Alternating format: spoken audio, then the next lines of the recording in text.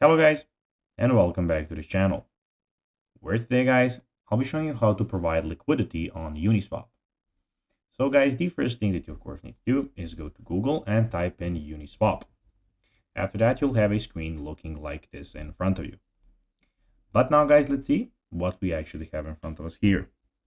So in the top left corner, as you can see, we have the trade, explore, and pool. And we have the search tokens here.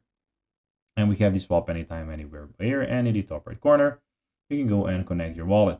So I have my wallet already connected here. But if you don't know how to connect your wallet, you can always go to our YouTube channel where you can go and check out how you can do this. We have a separate video on that on our channel. But now guys, let's see how you can actually go and provide liquidity on Uniswap. So first of all, as I told you, go to Uniswap and click on the pool tab at the top of the screen. So top left corner, as you can see, we have the pool. Now click on add liquidity. So here you just need to go and click on add liquidity. So you have it here. So as you can see here, then select the two tokens you want to provide liquidity for. One token will be the asset for adding and the other will be ETH. Enter the amount of each token you want to add the liquidity pool. Approve the tokens for use in Uniswap through your wallet.